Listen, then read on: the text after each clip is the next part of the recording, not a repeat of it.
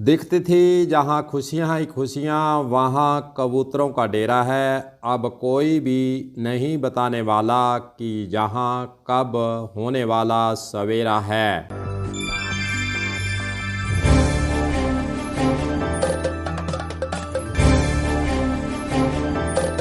तो दोस्तों हम बात कर रहे हैं हनुमानगढ़ की स्पिनिंग मिल की।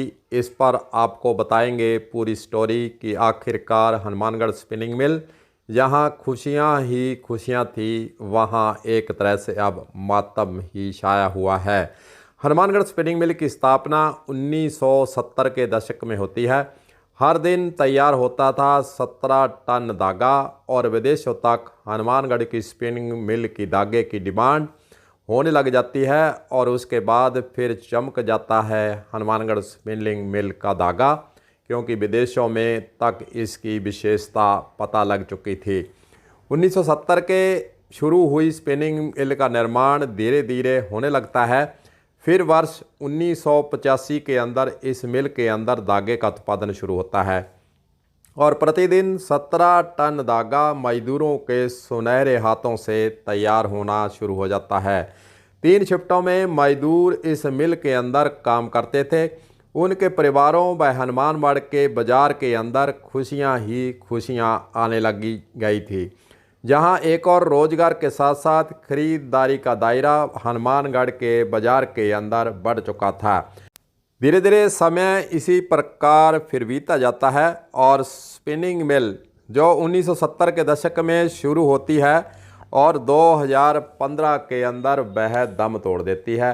और यहाँ पर जो बोर्ड लगे हुए हैं वह आज भी पुरानी यादों को ताज़ा करते नज़र आ रहे हैं। 2013 के अंदर राजस्थान में बीजेपी सरकार आती है तथा 2015 में हनुमानगढ़ स्पिनिंग मिल को घाटे में दिखाकर बीजेपी के द्वारा बंद करने का एक आदेश फरमा देते हैं।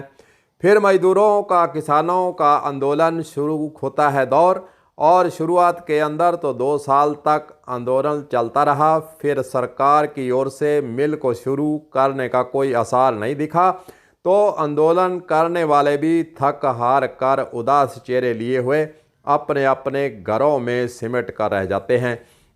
आंदोलन करने वालों के प्रमुख रूप से देखा जाए तो गुरदीप चहल, डॉक्टर सुमन चावला, कामरेड राम कुमार, शेर सिंह शाक्य, कामरेड रमेश्वर वर्मा, रघुवीर वर्मा, जगजीत सिंह जग्गी, बलदेव शंकर सोनी, तमाम ऐसे लोग थे जिन्होंने 2-2.5 साल तक इस आंदोलन को चलाया कि आखिरकार मजदूरों के सुनहरे हाथों से बनने वाली मिल कब दोबारा शुरू हो। आशा उनको जगी थी कि कहीं ना कहीं हम आंदोलन करेंगे तो सरकार हमारे सामने झुक जाएगी, लेकिन सरकार क्या थी, वह झुकने वाली नहीं थी। बीजेपी सरकार के द्वारा कोई इसके अंदर काम नहीं किया गया। समय बीता गया, फिर विधानसभा चुनाव 2018 आ जाते हैं और चौधरी विनोद कुमार जो कि कांग्रेस के प्रत्याशी हैं, वे जनता से वादा करते हैं कि सरकार आते ही स्पिनिंग मिल को मैं दोबारा चलाऊंगा। उनका चुनावी वादा था कि कांग्रेस की सरकार अगर सत्ता में आती है तो इस स्पिनिंग मिल को मैं चालू करके दिखाऊंगा। विनोद कुमार जी वादा तो कर बैठते हैं, लेकिन राजस्थान में कांग्रेस सरकार 2018 में बन जाती है। मजदूरों को लगा कि चलो बीजेपी सरकार का पीछा छूटा और आस जगी कि मिल का सायरन बजेगा, फिर खुशियां लौट आएंगी। सरकार चलती रहती है, मिल शुरू नहीं हुई। फिर चुनाव फिर नज़दीक आते हैं। मुख्यमंत्री अशोक गहलोत पूरक बजट के अंदर स्पिनिंग मिल जो हनुमानगढ़ की स्पिनिंग मिल बीजेपी सरकार के द्वारा 2015 में बंद की गई थी, उसको चालू करने की घोषणा कर देते हैं। फिर अचानक कांग्रेस के लीडर बंद पड़ी स्पिनिंग मिल के गेट पर पहुंचते हैं। लड्डू बांटने का काम वहां शुरू हो जाता है और फिर लोगों के अंदर चर्चा छिड़ जाती है कि अशोक गहलोत के द्वारा जब पूरक बजट के अंदर घोषणा की है तो अब जो है स्पिनिंग मिल चालू होकर रहेगी। खुशियां यहां पर एक तरह से देखी जाती हैं, लेकिन धीरे धीरे फिर समय बीता जाता है। कांग्रेस सरकार की मात्र घोषणा तक ही सिमट कर यह रह जाती है। फिर सरकार कांग्रेस की चली जाती है और फिर 2024 में बीजेपी सरकार आती है। जिस सरकार ने स्पिनिंग मिल को बंद किया था, भला वह इसे कैसे चालू करेगी। जिस स्पिनिंग मिल से मजदूर खुशहाल थे, हनुमानगढ़ का बाजार खुशहाल था, किसानों को अच्छे दाम कपास नरमे के मिलते थे और उनके नरमे के अच्छे भाव मिलने से यहाँ धागा बनता था, फिर धागा विदेशों तक पहुँचता था। कहीं ना कहीं हनुमानगढ़ ज़िले की पहचान विदेशों तक हो चुकी थी कि हनुमानगढ़ का धागा बहुत अच्छा है। यहाँ की विशेषताओं को देखते हुए डिमांड इसकी दिन प्रतिदिन और साल प्रतिदिन बढ़ती गई, लेकिन वही स्पिनिंग मिल दम तोड़ गई और फिर वहाँ पर अब सवाल ही करने रह गए हैं, बाकी कुछ भी बचा नहीं है। हनुमानगढ़ की स्पिनिंग मिल सन 2015 में बंद होती है, यानी 2024 अब चल रहा है, 10 वर्ष होने को है। करोड़ों रुपए की मशीनरी इसके अंदर धूल फांक रही है। जंग लग चुका है इस मशीनरी को। इसका जिम्मेदार अब कौन है, क्योंकि बीजेपी और कांग्रेस सरकारें दोनों ही इसके लिए जिम्मेदार हैं। सरकार के जनता के जो नुमाइंदे हैं वह भी कहीं ना कहीं यह बात कह रहे हैं कि कांग्रेस सरकार हो चाहे बीजेपी सरकार हो, दोनों सरकारों ने मिलकर इस मिल को बंद करने का काम और फिर शुरू नहीं करने का काम के लिए दोनों सरकारें ही जिम्मेदार हैं। अब सवाल पैदा होता है कि बीजेपी सरकार के द्वारा इस स्पिनिंग मिल को बंद किया गया, कांग्रेस सरकार के द्वारा प्रयास तो जरूर किए, लेकिन प्रयास वह सिरे नहीं चढ़ पाए। अब इस मिल को बीजेपी सरकार चालू तो करेगी नहीं, क्योंकि उसके द्वारा ही तो इसको बंद किया गया है। इसलिए अब इसके अंदर करोड़ों रुपए की जो मशीनरी लगी हुई है उसका क्या किया जाए, यह कोई भी जवाब देने को अभी तैयार नहीं है। न सरकार जवाब देती है, न जहां के बीजेपी के नेता इसको जवाब देते हैं। कांग्रेस सरकार तो चली गई है, उन्होंने तो जवाब अब देना नहीं। वर्तमान समय के अंदर बीजेपी सरकार राजस्थान के अंदर सत्ता में है।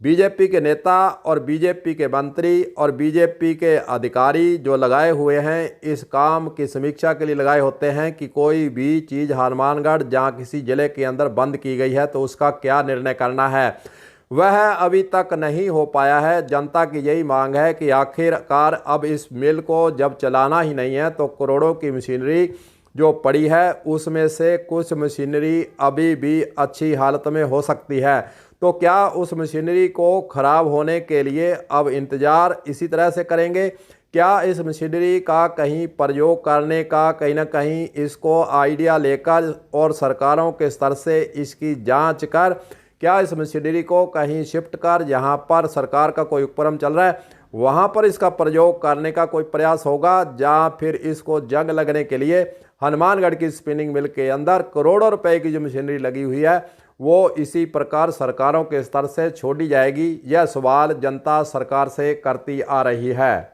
स्पिनिंग मिल के एरिया को देखें तो लंबा चौड़ा एरिया है। अगर इस मिल को अब चलाना ही नहीं है तो यहाँ पर जो करोड़ों रुपए की जगह है, करोड़ों रुपए का एरिया है, उस एरिया के अंदर कोई ना कोई नया उपकरण लाकर वहाँ पर इसको कोई नए आयाम देकर उस जगह का प्रयोग करना चाहिए।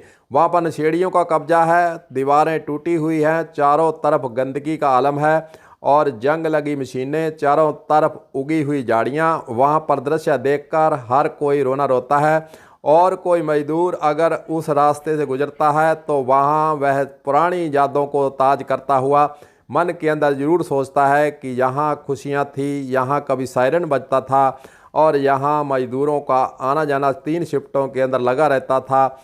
लेकिन अब लावारिस लाश की तरह यह स्पिनिंग मिल पड़ी है, कोई इसको देखने वाला नहीं है, कोई इस पर सोच विचार नहीं कर रहा है। कोई भी राजनेता हो, चाहे कोई हारा हुआ नेता हो या फिर कोई कांग्रेस का नेता हो, सब अब चुपचाप घरों के अंदर सिमट कर रह गए हैं और स्पिनिंग मिल लावारिस लाश की तरह वहीं पड़ी है।